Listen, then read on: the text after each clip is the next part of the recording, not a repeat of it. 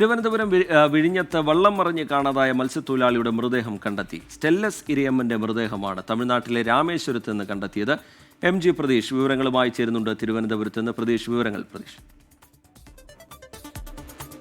റിജിത്ത്, കഴിഞ്ഞ മാസം 30-നാണ് വിഴിഞ്ഞത്ത് നിന്ന് മത്സ്യബന്ധനത്തിന് പോയ വള്ളം മറിഞ്ഞ് അപകടമുണ്ടാകുന്നത്. 5 പേരായിരുന്നു ഈ മത്സ്യബന്ധന വള്ളത്തിലുണ്ടായിരുന്നത്. ഇതിൽ 2 പേർ കടലിൽ പോവുകയും ബാക്കി 3 പേർ നീന്തി രക്ഷപ്പെടുകയുമായിരുന്നു. അതിൽ ഒരാളുടെ മൃതദേഹം പിന്നീട് ഈ പൂവാർ ഭാഗത്ത് നിന്ന് കണ്ടെത്തിയിരുന്നു. പക്ഷേ മറ്റൊരാളുടെ മൃതദേഹത്തിനായി തിരച്ചിൽ നടത്തിയെങ്കിലും കണ്ടെത്താൻ കഴിഞ്ഞിരുന്നില്ല. ആ മൃതദേഹമാണ് ഇന്ന് ഈ തമിഴ്നാട് രാമേശ്വരത്ത് കണ്ടെത്തിയിട്ടുള്ളത്. ഈ സ്റ്റെല്ലസ് ഇരയമ്മൻ എന്ന വ്യക്തിയുടെ മൃതദേഹമാണ് കണ്ടെത്തിയത്. ബന്ധുക്കളെത്തി മൃതദേഹം തിരിച്ചറിഞ്ഞതോടുകൂടിയാണ് അന്ന് നടന്ന അപകടത്തിൽ കാണാതായ വ്യക്തിയുടെ തന്നെയെന്ന് ആ വ്യക്തിയുടെ മൃതദേഹമെന്ന് ഉറപ്പിച്ചത്. ഈ നിലവിൽ നേരത്തെ വലിയ കടൽക്ഷോഭം ഉണ്ടായിരുന്ന ഘട്ടത്തിലാണ് അന്ന് ഈ മത്സ്യബന്ധന വള്ളം അപകടത്തിൽപ്പെടുന്നത്, മത്സ്യത്തൊഴിലാളികളെ കാണാതാവുകയും ചെയ്തത്. അതിൽ ശേഷിച്ചിരുന്ന ഒരാളുടെ മൃതദേഹമാണ് ഇന്ന് രാവിലെയോടുകൂടി തന്നെ കണ്ടെത്തിയത്.